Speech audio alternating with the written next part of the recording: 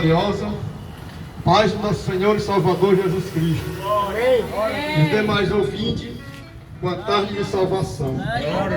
E dizer que é motivo de nos alegrarmos, porque nós estamos servindo um Deus vivo. Um Deus que pode todas as coisas. Pode salvar, pode curar. E que nos conduz para a vida eterna.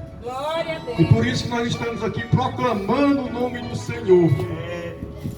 Porque o Senhor nos dá um imperativo, uma ordem: ide por todo o mundo e pregai o meu evangelho a toda criatura. Aqueles que crerem e forem batizados serão salvos, mas aqueles que não crerem, infelizmente, serão condenados. Assim diz a palavra do Senhor. Porque, não porque o Senhor quer condenar o homem, o Senhor não tem desejo na morte do ímpio, mas Ele quer salvar o ímpio. Mas as coisas do Senhor não é a força, mas sim por amor.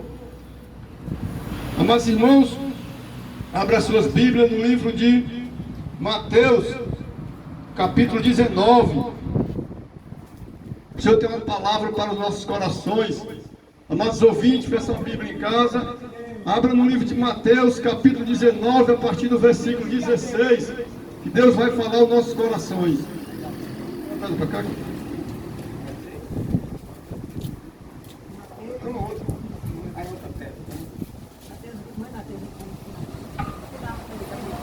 Glória a Deus, aleluia.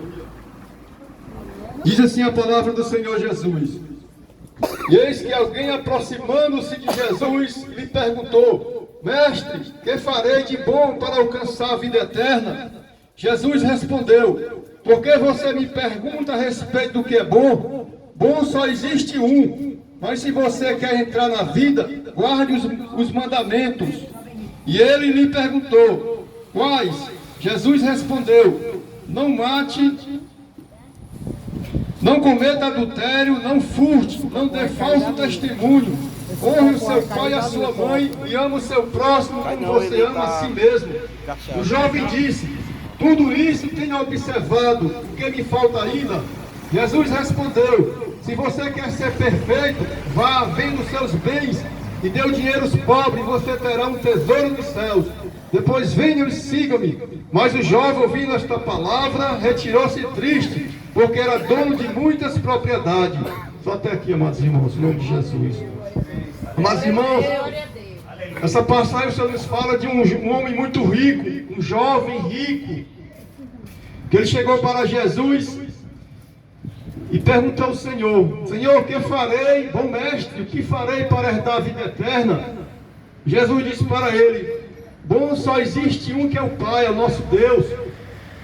E ele queria saber do Senhor o que ele poderia fazer para herdar a vida eterna, porque aquele homem sabia que um dia ele ia morrer. Jesus disse para ele: guardais os meus mandamentos. E aquele homem disse para o Senhor: Senhor, mas eu já faço isso desde a minha infância, desde a minha mocidade, o que me falta ainda? Aquele homem ainda zombou: o que me falta ainda, né? E o Senhor conhecia o coração daquele homem, amados irmãos. O Senhor, só te falta uma coisa. O Senhor botou ele a um preço muito alto, porque o Senhor sabia onde é que estava o coração. Deus nos sonda, Ele conhece nossos pensamentos. O Senhor disse para ele: então pega tudo que tu tens, vende e dá aos pobres, e terás um tesouro no céu. A prova daquele homem foi muito alta, porque o coração dele, amados irmãos, não estava em Jesus Cristo. Ele estava nos bens materiais. Aquele homem estava, o coração dele estava nos bens materiais, na cobiça de conquistar. Mas aquele homem, ele temia, ele sabia que um dia ele ia morrer e ele não ia poder levar os bens dele. Ele chegou para Cristo: Senhor, o que farei para herdar a vida eterna? E o Senhor disse para ele o que ele deveria fazer, amados irmãos, ouvintes. O que nós devemos fazer para adquirirmos a vida eterna? O primeiro passo é crer em Jesus. O segundo é confessar o nome de Jesus. Romanos 10:9, o Senhor diz: com tua boca confessar o Senhor Jesus, em teu coração creres que Deus o restituiu dos mortos, será salvo. Porque com o coração se crê para a justiça e com a boca se confessa para a salvação. Amados ouvintes, para adquirirmos a salvação é necessário confessar o Senhor Jesus. O Senhor Jesus Cristo, Ele é o único mediador entre o homem e Deus. Não há outro mediador. Não há como o ser humano adquirir a vida eterna se ele não confessar o nome do Senhor. A palavra do Senhor diz: aquele que me confessar diante dos homens, eu confessarei diante de meu Pai. Mas aquele que me negar diante dos homens, eu negarei diante do meu Pai. Então não há outra saída, amados irmãos. O requisito, amados ouvintes, é confessar o Senhor Jesus.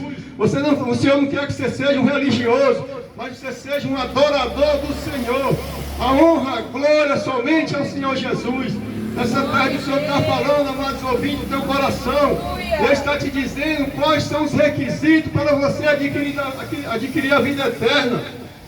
A palavra do Senhor diz que há 2 livros. O Senhor tem 2 livros, um livro da vida e um livro das nossas ações. Se você morrer, amados irmãos, seu nome não estiver escrito no livro da vida, infelizmente você não adquirirá a salvação, a vida eterna. Porque o Senhor vai olhar num grande dia, ele diz que quando Ele vier, os mortos ressuscitarão primeiro e os vivos irão com Cristo.